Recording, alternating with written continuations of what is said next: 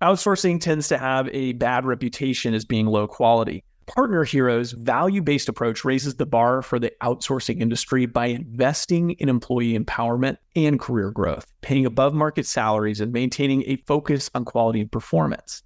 They're more than a service provider. They're also a thought partner for the startups they serve. It's simple. Brands that care about quality customer experience choose Partner Hero. They offer flexible terms and the ability to scale quickly, perfect for startups, with quality assurance baked into every program and offices around the world. So Partner Hero can provide truly global coverage. Outsourcing has long been available mainly to big businesses, but Partner Hero is challenging business as usual by bringing the benefits of outsourcing to businesses of all sizes with short, flexible contracts and fast ramp-up times. 10 years ago, when we were launching the Action Catalyst, we could have used a few extra hands to help us scale quickly, even if it was just for a short while. You can bet that with their expertise, fast onboarding, and core focus on quality, Partner Hero would have had our attention. If you're ready to bring in outside customer support help for your startup that feels like it's a part of an existing team, check out Partner Hero. Head over to partnerhero.com/Action Catalyst to book a free consultation with our solutions team. Mention you heard about Partner Hero from the Action Catalyst, and they'll even waive the setup fee. Now, onto the show. From Nashville, Tennessee, Southwestern Family of Companies welcomes you to the Action Catalyst. Each week, we share insights and inspiration from movers and shakers in the world of business. Our goal is to help you increase your self-discipline, overcome procrastination, and help you to take action on all the things that really matter. The power of we and not me. That is what we're talking about today. We have a really wonderful interview with a former president of UPS, a very large company, obviously. Most of you have probably heard of it. And a philosophy that he shares that we value and also share very deeply at Southwestern and Southwestern Consulting. And it's just it's a great interview from somebody who has a lot of wisdom. And afterwards, I'm going to share with you some of the temptations that I have had to fight, and some of the struggles that I have related to superstardom and celebrity, and just talking a little bit about the dangers of those. In fact, I'm going to share with you the 5 dangers of self-centeredness, and talk a little bit about how the world of this sort of selfie society that we live in, of social media superstars, how that affects our attitude and how it can be destructive, not only to ourselves, but to the mission that we are trying to accomplish, and how really, if you want to make a great impact and you want to make a big difference and you want to be more influential in the world, there is another way. Not a way that is popular or that is very often talked about, but there is another way, and I might even say a better way. In addition to that, at the very, very end of the episode today, I'm going to share with you something that is near and dear to our hearts, something called the Southwestern Family Manifesto, which is our internal actual document that we read at the start of meetings, the Southwestern Family of Companies, that is the list of our core values and our belief system, and it's the principles that we try to hold ourselves up to and operate by. So it's a bit of an intimate show, especially towards the end, and I hope you enjoy it. I think you're going to love the interview from a wise man named Ron Wallace. We'll get started with that just after this message. This episode is sponsored by Southwestern Coaching.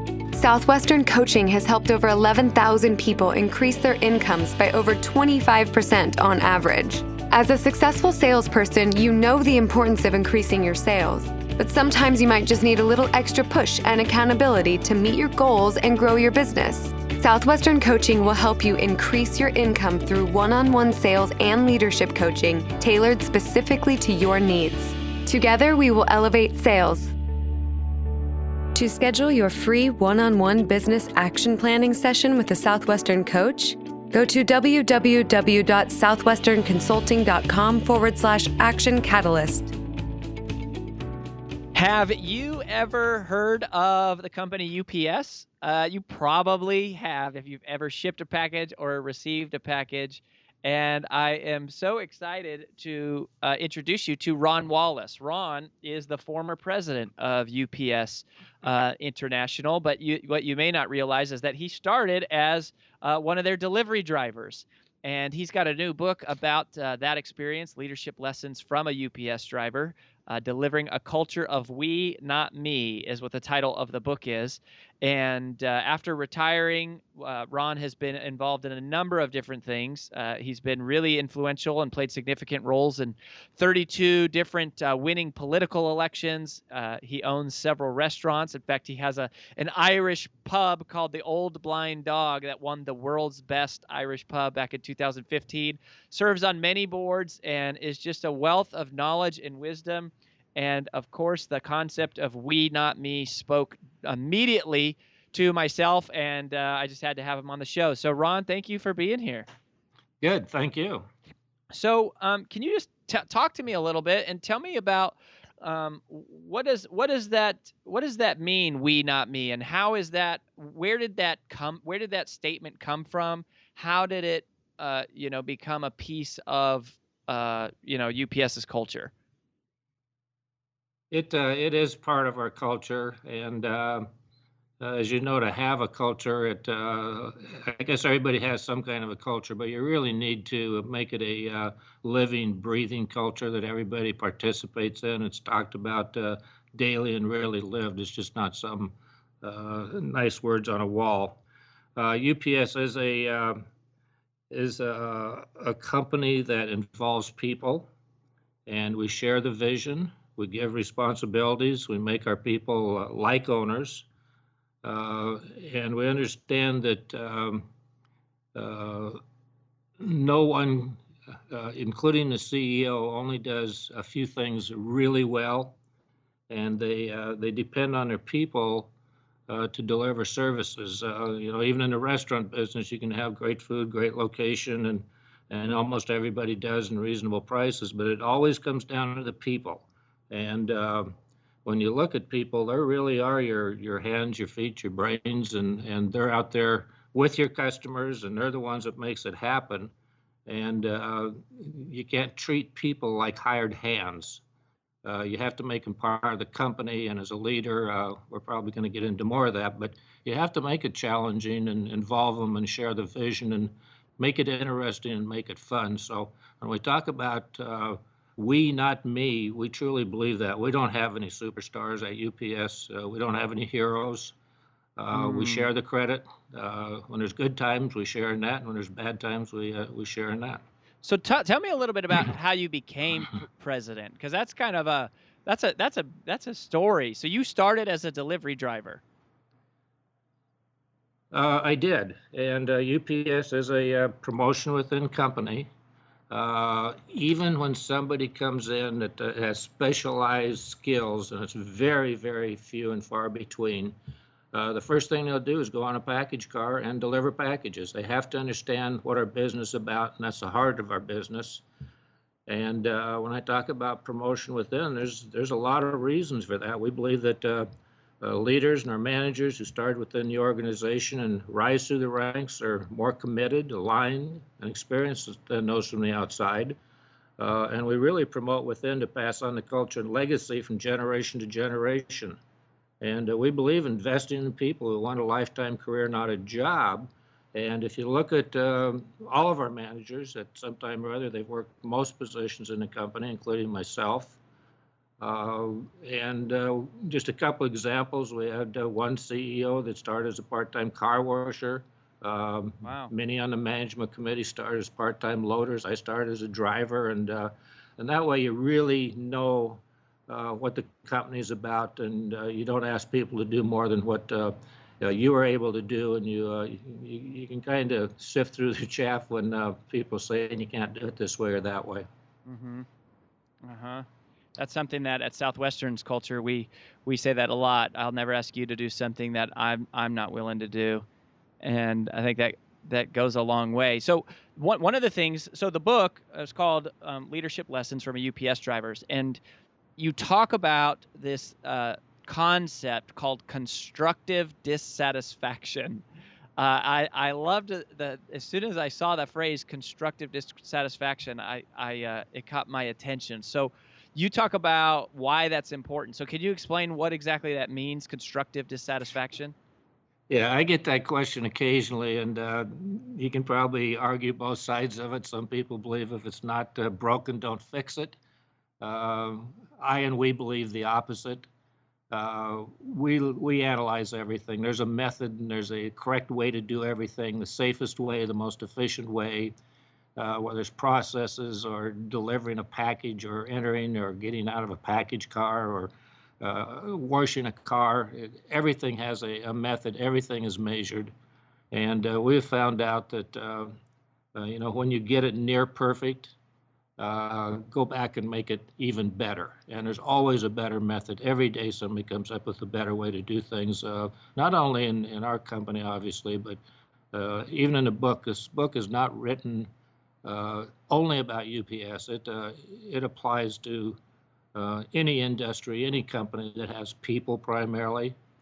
And we look at those methods and we constantly make things better. And regardless of what might be believed, the engineers at UPS does a great job, but they didn't invent most things. Most things come from the front lines, from package handlers, from janitors that find jam points, drivers, for an example, after many, many years, came up with the idea of putting shelves in a package car. And of course, that saves us a lot of time, a lot of bending over, and prevents damages and those kind of things. So that's really what that's about when I say constructive dissatisfaction.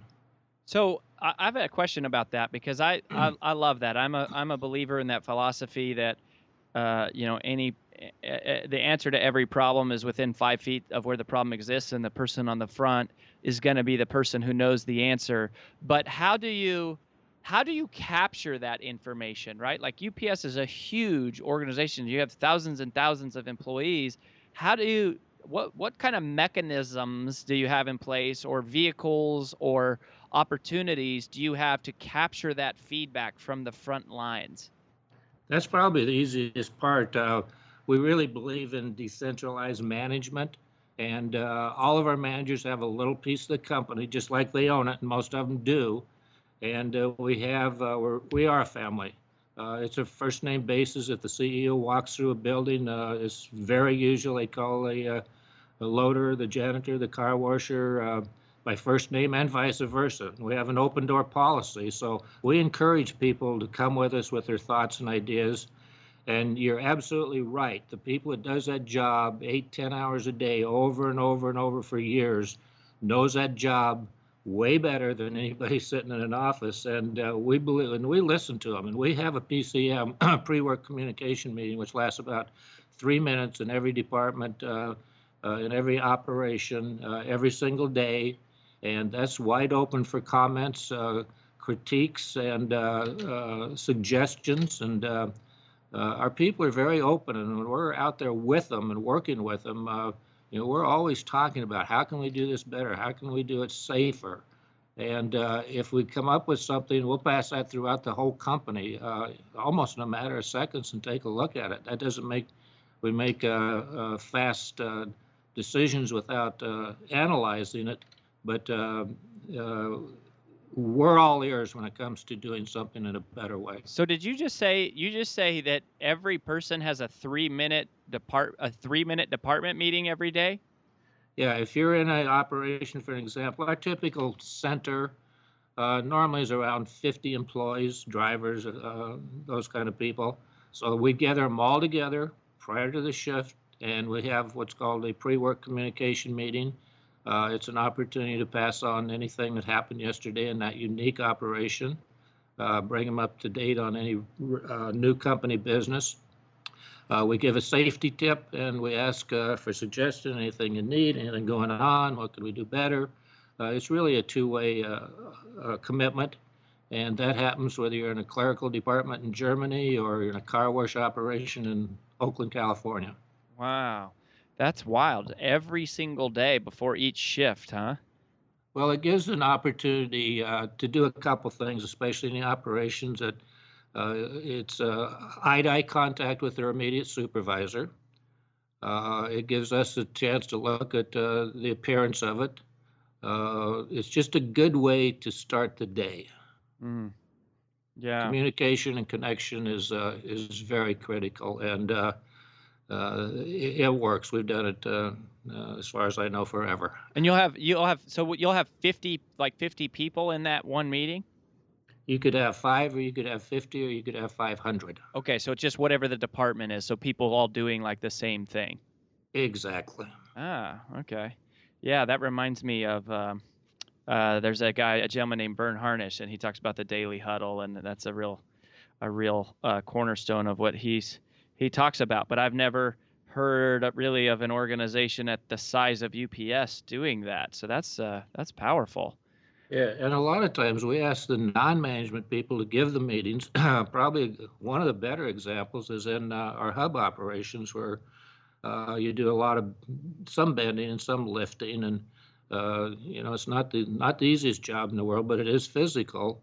And a part-timer came up with this idea: as long as we're having this meeting, let's have the meeting and let us lead calisthenics for 5 minutes before we start work, so everybody Wow. loosens up, and talk about a safety factor. It's like working out anywhere. And that wasn't a management deal. That was a non-management part-time person that came up with it. And that's very common throughout the world today. I love that. I love the idea of like 50 people in Brown, like the UPS should just doing jumping jacks like every morning. That's awesome.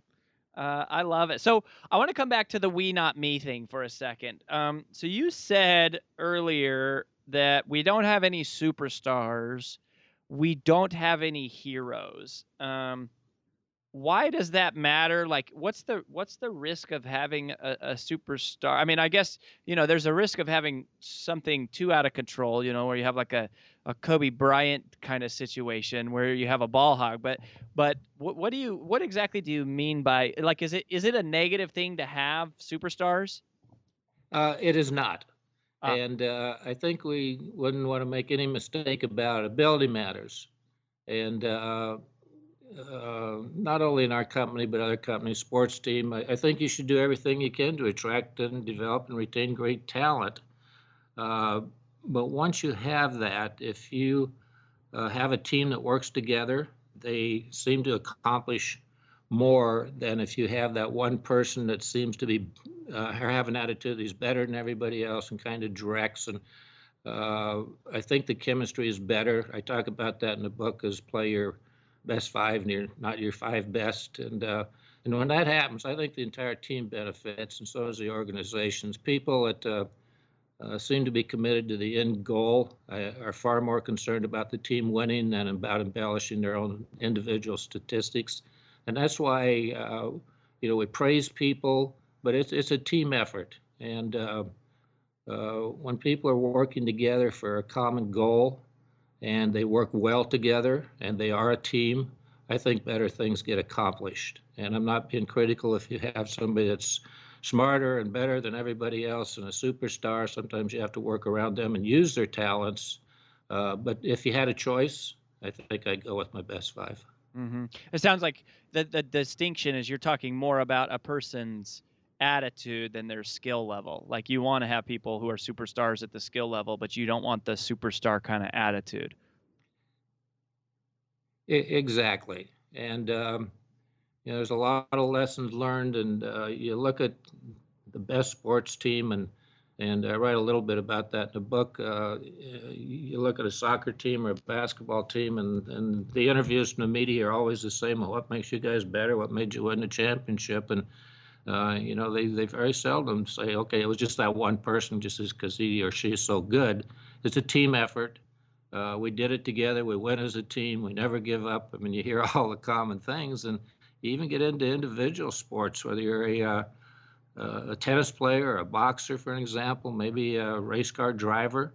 They're quick to give credit to their coaches and their trainers and their managers and all those people behind the scenes that you don't see that's working tirelessly to make that one person successful. And I think a superstar understands that he or she did not do that by themselves. If it wasn't those people behind the team or that front line blocking, that quarterback probably wouldn't be quite the superstar they're built up to be. Yeah, I mean, I love that's one of the signature phrases I think from the book. That's going to stick with me. Play your best five, not your five best. I think that is so powerful. So let's talk for a couple minutes about being the leader and the leader trying to create that culture of we. What do you think is the most important? Like some of the most important characteristics that leaders can have in general.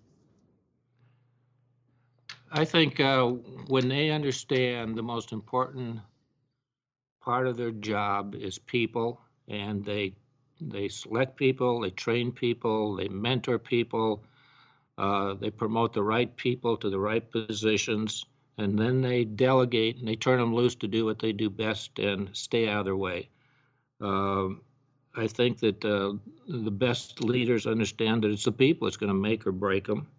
Then you do the common things and what should be the easier things, and you read a lot of surveys that the employees say the number one thing they want in a leader is integrity. I think good leaders know how to delegate, how to inspire. They set the standards. They hold people accountable. They praise good work, and they don't allow themselves to be a boss. They be a leader, and there's a lot to servant leadership and empowering people. Those are kind of worn out anymore, but it circles back around. That's really what it's about. And probably the most important thing is they have a clear vision. They stay with that vision, and they get all their people on the same page, thinking the same way. And there's a lot of flexibility in there, and they're good delegators, and they trust the people that's around them. Mm-hmm. Yeah. Well, when you think back on your career, Ron, I knew that our time here was going to fly by so fast, and I treasure the opportunity to get to speak with people like you that have had such great experience, and I think it is so cool how you guys promote from within and people come all the way up. What do you think is your biggest, like the biggest mistake that you ever made as a leader, or the learning point, or the toughest lesson that as you're climbing the ranks here of this huge organization, and you look back, now having the full view and go, man, I wish I would have learned this faster, or I wish I wouldn't have done that? At UPS, and I think a lot of companies, you really seek out and try to find a mentor, and they're always willing to help and try to keep you away from those. And that's really part of the reason I wrote the book is if other people can avoid the landmines that I personally went through and all those mistakes, I think there is some value in it. I guess just to think one off the top of my head, I learned some valuable lessons when we opened Alaska in planning, because I was head of the operation, I was head of the opening, and put a team together, and we planned for to get about 50 packages a day. We talked to customers, and we opened Anchorage, and I had a team of about 10 people up there. So we had the minimum space in the building, the minimum cars, the minimum employees, and the first flight showed up, and they started unloading containers and more containers and more containers, and all of a sudden we're sitting there. And believe it or not, we had a lot of the dignitaries and the VIPs and of course the media and everything for opening day, and we're all proud and prepared. And we ended up with about 4,000 packages. Oh my gosh. So, and in Alaska, you can't go out and buy or rent trucks. Oh my gosh. So I called Seattle to my boss and very embarrassed, and said, well, I kind of underestimated the volume we're going to get. All I need is about 15 more drivers, about 20 more vehicles. And he brought an army together. We put 6 UPS packages on the road, because it'd take forever to get them up there, and 2 drivers and tools and spare tires and food. And they drove 2,000 miles across the Alcan Highway. Wow. And arrived about 3 days later. So I had a whole army and vehicles, and we dug our way out, and we hired people fast, and we got out of it. But that was probably the single biggest mistake that I can think of. Wow, that is a great story. 4,000 packages. Well, I guess that's a good problem to have. I got one more. It's a good problem if you can service it. But obviously, we disappointed a lot of people for the first few weeks. Yeah. Yeah. Well, I got one more question for you. So, but before we do that, where do you want people to go? So the book's called Leadership Lessons from a UPS Driver, and I love the subtitle, Delivering a Culture of We, Not Me. Where can people go to get the book or stay connected to you, Ron? The best way to buy the book is on our website. It's called Leadership Lessons by ronwallace.com. Leadership Lessons by ronwallace.com. Or you can go to Amazon or any bookstore, airport. Most of them are carrying it. And Wallace is Wallace, everybody. Um, Or so you can also buy them at the Old Blind Dog Irish Pub in Milton, Georgia. that's right. My wife is from Dalton, Georgia. So next time we're at the hometown, we might need to go make a trip to the Old Blind. Absolutely. Um, so last little question, we are in the heart of graduation season, and so you have all these, young graduates coming out and going into the workforce. And I mean, I imagine that you were a young lad at some point when you started. What is one thing that you wish you would have known about the business world when you first entered the workforce? I think those basic things we talk about in the leadership book, and I'm the first one to point out, it's not rocket science. It's a lot of small things done well. And I think I'm hearing back, if we just got another second here, I'm hearing back from longtime CEOs of large companies that's read the book and said, geez, I wish I used to do this. It was kind of a reminder. And I've had a couple of people say, I'm not going to send my managers to management workshops anymore. All I need to do is read this basic book, and it's really from the front line. It really is basic. It's not conceptual. It's not from the classroom. And I think the biggest thing that I've heard that I really didn't expect is I'm hearing from a lot of parents, especially mothers, that says this is a good leadership book, but this is about kids understanding the right way to do things in their formative years. I made it mandatory for my two teenagers. Because you talk about integrity, you talk about honesty, you talk about doing things right, and you talk about being responsible for your actions. And I had the headmaster at a Christian school say the same thing. He says, we teach a lot of things, but he says, this is so simple. He says, I'm going to have the teachers start teaching some of this stuff. Mm-hmm. I love it. So you're listening to Ron Wallace, Leadership Lessons from a UPS Driver. Ron, thank you for that message of building a culture of we, not me, because it seems like we live in a culture where it's all about me, and it's a refreshing message to have from somebody who has definitely earned the right to talk about it. So thanks for being here. We wish you the best. Thank you very much, and it does work. I tell you, anytime you get a chance to be around people like that, it's just like what an opportunity to learn at the feet of people who have walked the miles and done the deal and done it in real life. And that was so fun. There were a couple things that I really loved. I loved the part where he said we don't have any heroes. And he also said we don't have any superstars, which we kind of went back and talked and cleared up. But just the concept of it's not just one person, right? There's not any one person that just makes it all happen. It is a team. I loved that, and I loved that catchphrase. Play your best five, not your five best, right? Like play the five best people who play together and perform better, the best as a team, rather than your five best individual players. That's such a cool idea and an important idea. And I also really appreciated what he talked about with the daily huddle. That I'm using Vern Harnish's term there about the daily huddle, but just that meeting every day with for 3 minutes, like 3 or 5 minutes, get everybody on the same page, communication, and we're all talking and understanding. I think that's valuable and powerful. And if UPS can do it at their size, then certainly you can probably do it at your size, whatever the size of your team or department or church or whatever. But there are so many principles that he was talking about that I was just thinking, wow, this is so congruent with Southwestern's culture.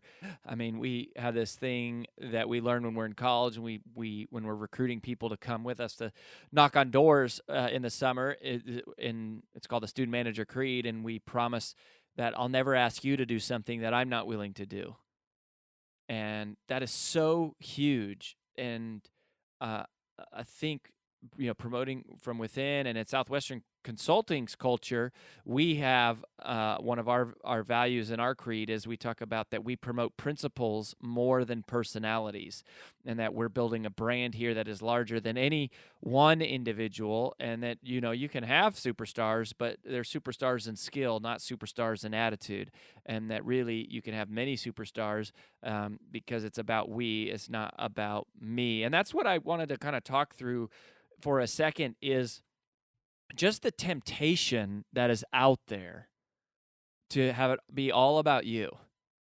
Because maybe it's just the world of social media or reality TV, or that essentially our presidential elections and things have just become popularity contests, and it's like just there's we live in like the selfie society.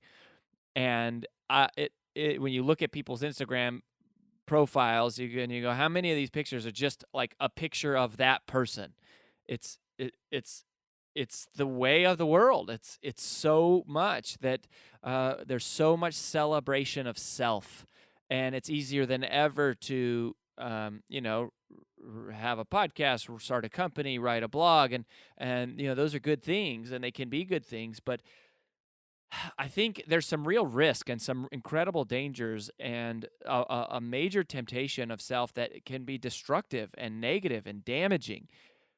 And most of us just, we don't even, we're not aware of it because it's happening all around us. It's the total selfie society, and there is just such a temptation to pull us in the direction of celebrating. Look at me. It's all about me. Look how great I am. And I think it's something that's worth battling, because there's these 5 problems, these 5 major, there's probably more than 5 problems, but as I was just thinking about the temptation that I have, to make things about me, and the draw, because, I'm in a fair amount of public light. I get a fair amount of positive attention from books and speaking and this show, and more and more we're building a larger online following and email list and that kind of a thing. But I think there is a lot of value to resisting that, because here's five issues I think that result from a world of not necessarily selfishness, but self-centeredness, the having the world revolve around me. And the first major problem is that if the world revolves around you, inevitably you don't appropriately acknowledge the people that have helped you. Right? Because you evolve to this place of thinking, yeah, I'm here because of me. I'm here because of what I've done. Like, I'm the man. Look at me.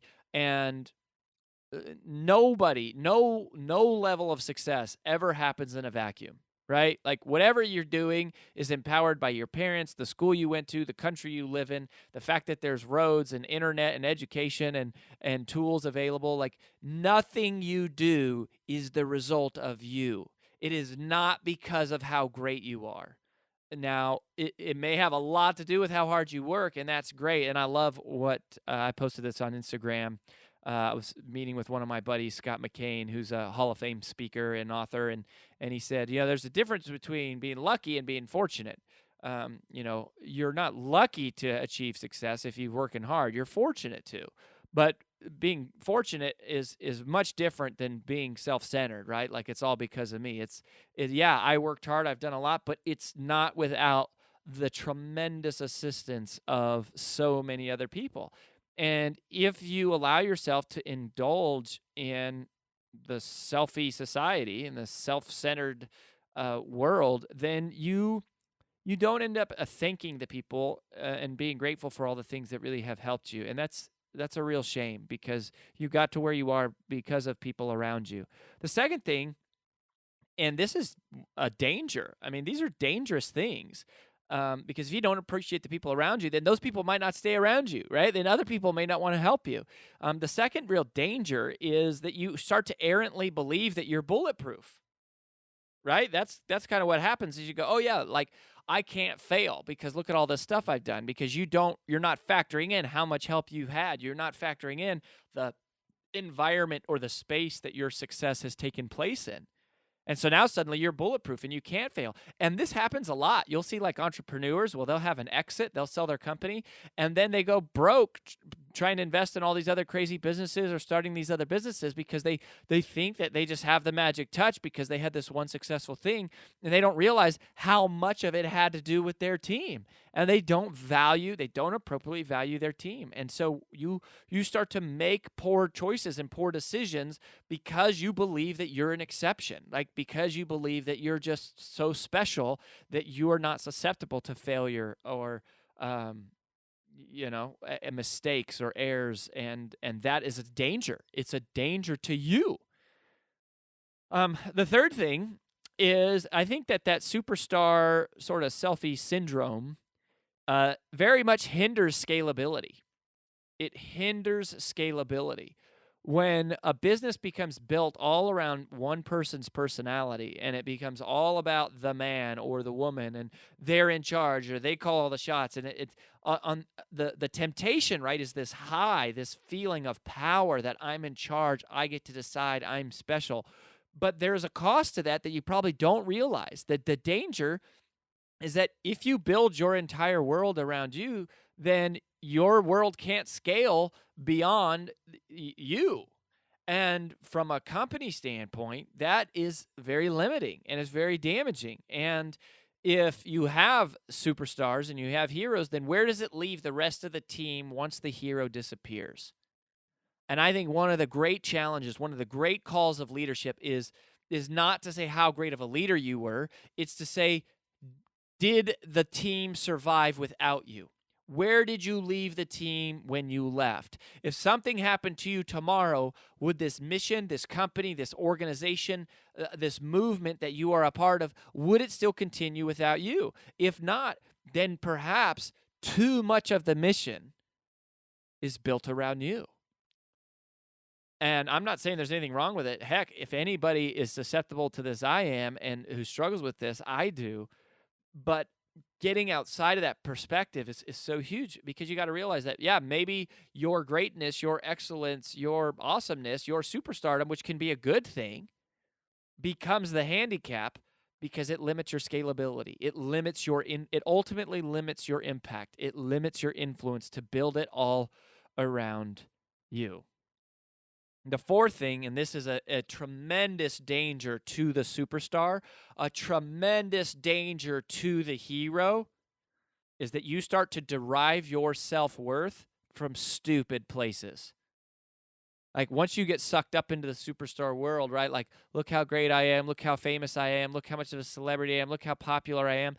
All of a sudden, you start to derive your self-worth instead of from meaningful things like your work ethic and the contribution you're making to other people's lives and the value that you're bringing to the world and the people around you and the work that you're doing in Christ if you're a believer. Like, instead of deriving your value from those things, and if you follow the Bible, right, it says that you need that He is the vine and you are the branch, and you have to stay connected. And the moment you become disconnected from the vine, trouble sets in.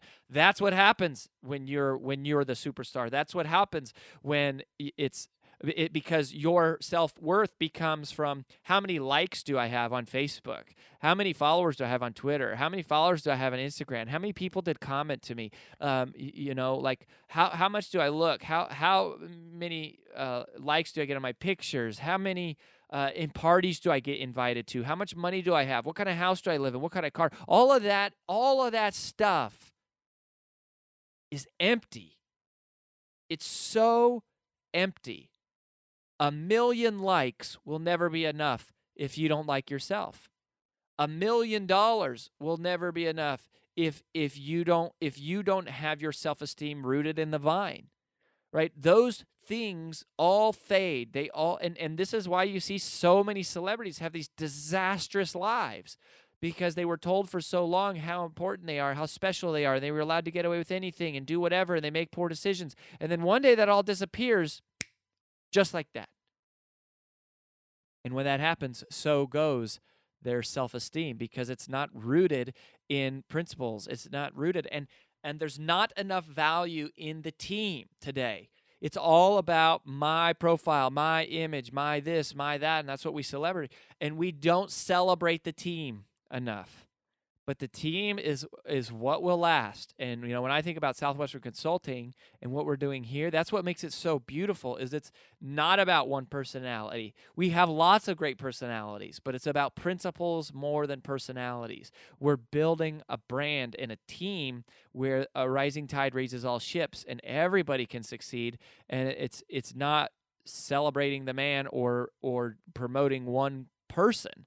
It is about a team, and more than the team, it's about the customer, and it's about delivering those results. And it was so when Ron was talking about the same kind of culture of we, not me, that really speaks to me because it's okay, fine. You're a celebrity. You're a social media superstar, whatever. Like you have the selfies with all the likes. Well, that's great.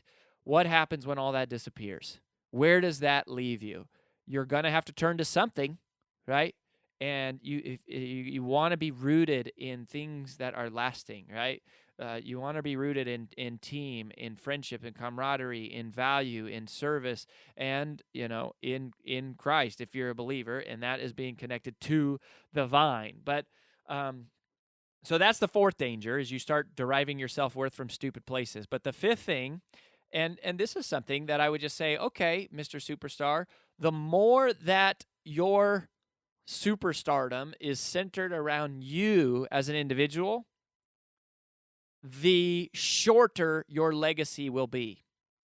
The more your superstardom is based around you, the shorter your legacy will be. In other words, for most superstars, their legacy is one generation, right? It's one generation, all the people that heard about them, and then very quickly that fame fades away, and it's gone. And it's amazing, right? Like find a 7-year-old and ask them if they know who Michael Jackson is, right? Like I was shocked. I was with my nephew, and he did know who Michael Jordan was, and he was a Michael Jordan fan. But I was with my nephew, and I was like, "Cardi, do you know who Michael Jackson is?" He didn't know who Michael Jackson was, and I was like, "That's so crazy! Michael Jackson is huge. Like, what are we teaching these kids if they don't know who Michael Jackson is?" But it was just such a good reminder of like how big you can be and be completely forgotten in one generation. And then yet you look at the people who do things that serve. And maybe their name doesn't last. Like maybe you never even knew their name. But look at the value and the impact they created, right? Like you think of like the Red Cross or Habitat for Humanity, or you think of things that are like that, these movements that people create, the serving and how it continues on, or the companies, like UPS. You go, who founded UPS? I don't know. I don't have a clue who founded it, but I've heard of UPS. And you don't have to have that celebrity superstardom to do that. And the legacy carries on, and in your legacy and that thing that you build impacts many more people than your brand, than your persona, than your personality. And it's just dangerous because there's that temptation. But if you really want to make a celebrity impact on the world, if you really want to have that level of stardom of impact on the world, then perhaps it should have less to do with you and more about building something that is going to last longer than you. And these are dangers I'm talking about because these are things, I struggle with. And I live in a world of online marketing, and I live in a world where, of speakers and authors, and it's all about who has the bestseller and who's selling the most copies and who's speaking to the most people. And it's just kind of a little part. It's a part of the world that I live in. And it's dangerous. It's so dangerous. And ultimately, so many of those things just lead to emptiness and loneliness. And so I just want to invite you and encourage you and challenge you to put your faith into things that are sustainable. Put your self-esteem into your work habits, not your production. Put your focus on service, not selfie stardom. Base your life on principles and One of the things I just thought I would read this to you is the Southwestern Family Manifesto. So at the Southwestern family of companies a couple of years ago, we went through the same exercise that we ended up doing at Southwestern Consulting several years ago when we created our creed. And as a family of companies, we created the Southwestern Family Manifesto. And I just want to read this to you for a second, because to me, it's one of the things I love, and it's one of the reasons why I hang around Southwestern and just love it. It says, at the Southwestern family of companies, our mission is to be the best organization in the world at helping people develop the skills and the character they need to achieve their goals in life. As part of that pursuit, we believe in an uncompromising commitment to operating with integrity and doing what we say we're going to do. Leading by example, because you can't teach what you don't know, and you can't lead where you won't go. Setting goals, using positive self-talk, and never limiting ourselves to what we can accomplish. The power of serving others, and we are intentional about our contribution to other people's lives. Giving with little regard for what we might get back. Being coachable and in continual and never-ending personal and professional growth. Seeing people not for who they are, but for who they can become. We believe in the power of an entrepreneurial spirit and in helping people reach their ultimate potential. We believe in taking action and operating with a sense of urgency. We believe in being good stewards of our resources and being accountable to our partners for our results. We believe in focusing on what is right and not who is right. We believe in the power of God-given faith and believing that we are strong enough to overcome any obstacle. We believe in being customer-focused, service-minded, and in doing the right thing for our customers and our team members. We believe in choosing a great attitude and always finding a way instead of finding an excuse. We believe in self-discipline and that successful people form the habit of doing the things they know they should be doing. We believe in working to recognize others over seeking recognition for ourselves. We believe in having an intentional focus on selling and that each person is responsible for the growth of the company. We believe in using principles to guide our decision-making. We believe in developing a lasting relationship with our team and in treating team members like family members. Most of all, we believe in building people from the inside out. We know that we aren't what's important, but what we do is important. We take pride in being the best in the world at recruiting, training, and motivating the elite sales forces on the planet. We carry a special reverence for our heritage of those who came before us, and we work with intentional responsibility for those who will come after us. We believe in the power of legacy, the power of shared ownership, and we never take for granted what we have here as a family of companies. We help people achieve their goals in life. We build character. We build people, and those people are building a great company. Well, that about wraps up the Action Catalyst podcast for this week. If you haven't yet, please log in to whatever your favorite medium is to listen to the show and both rate this podcast and leave a comment, as that really helps us out.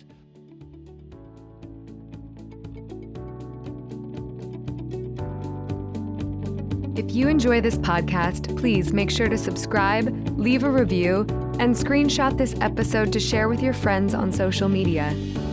Make sure to follow us on Facebook and Instagram at Action Catalyst and subscribe to our video podcast on YouTube. Thanks for listening.